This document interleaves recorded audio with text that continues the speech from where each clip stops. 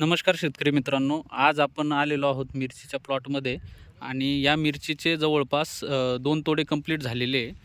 पण या ठिकाणी 2 तोडे कंप्लीट झाल्याच्या नंतर जो बेसल डोस आपण शेतकरी वर्ग टाकत असतात किंवा शेतकरी लोक टाकत असतात, तर ती टाकताना जी चुकी करतात बरेचसे शेतकरी किंवा चुकीनं त्यांच्याकडून जे चुकी होते, तर ती चुकी अशी झालेली आहे. जो बेसल डोस शेतकऱ्याने टाकलेला आहे, तर तो टाकताना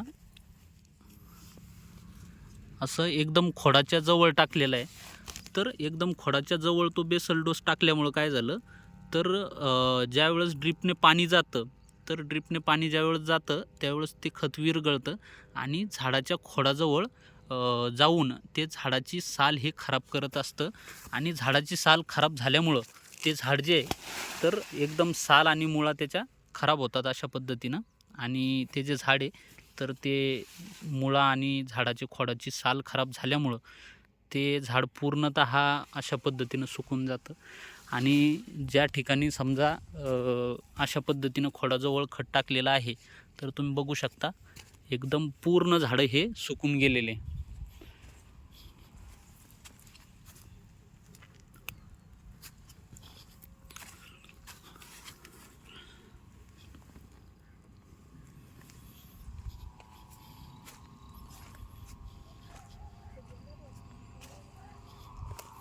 हे बघू शकता एकदम खोडाच्या जवळ टाकलेलं आहे खत आणि त्यामुळं असे पूर्ण झाडं जे आहे, तर या पद्धतीनं असे सुकून गेलेले.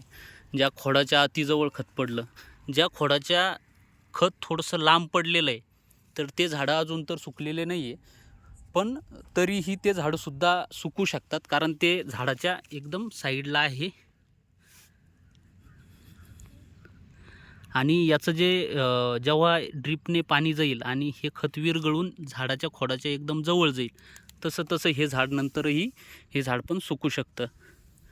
तर या तासामध्ये बघू शकता, ज्या टाकणाऱ्या मजुराने एकदम झाडाच्या खोडाजवळ टाकलेले, तर या तासामध्ये सगळ्यात जास्त झाडं हे सुकलेले तुम्हाला दिसत आहे. एकदम सुंदर असा प्लॉट होता, तरीसुद्धा एक छोट्याशा चुकीमुळं पूर्ण प्लॉट हा खराब झाला किंवा जास्तीत जास्त खराब झालेला आता दिसतोय, पण याच्याही पेक्षा अजून जास्त तो खराब होणार आहे.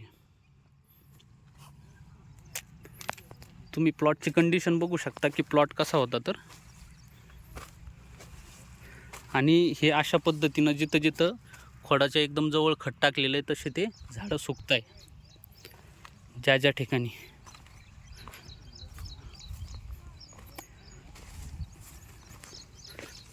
तर एकदम सुंदर प्लॉट होता, बट थोड्याशा एका चुकीमुळं ते पूर्ण प्लॉटमध्ये बरेचसे झाडं हे बसून गेलेले आणि खराब झालेले, पूर्ण झाडं सुकलेले.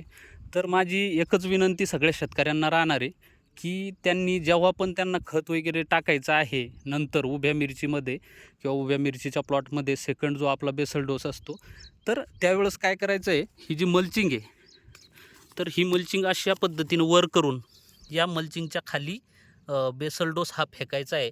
कारण तुम्ही जर बघितलं, तर झाडांच्या मुळ्या ह्या खूप लांबपर्यंत आलेल्या असतात, तुम्ही बघू शकता. आणि या ज्या मुळा आहेत, तर या मुळा ते खत तुम्ही मल्चिंगच्या झाडाच्या खूप दूर जरी असलं, तरीसुद्धा त्या चांगल्या पद्धतीनं अपटेक करून घेतात पूर्ण खताला. हे बघा.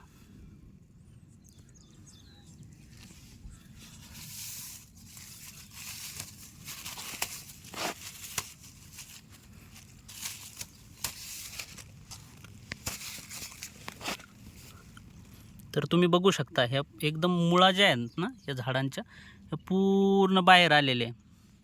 त्यामुळं कोणीही असं समजायचं नाही आहे की झाडाच्या खोडावरतीच टाकलं तेव्हाच तुमचं खत हे झाडाला लागणार आहे, की उलट त्याचे जे तर बरेचसे साईड इफेक्ट तुम्हाला तुमच्या प्लॉटमध्ये दिसू शकतात. त्यामुळं सर्व शेतकऱ्यांना विनंती आहे की जेव्हा तुम्ही सेकंड बेसल डोस ज्यावेळेस तुम्ही तुमच्या प्लॉटला टाकणार आहे, तर तो मल्चिंगवरती करून झाडाच्या बाजूला टाकायचा आहे. आणि असेच काही प्रॉब्लेम्स वगैरे असतील किंवा इतर समस्यांसाठी तुम्ही मला नक्कीच संपर्क करू शकता. माझा मोबाईल नंबर आहे 9552 91 47 78. धन्यवाद.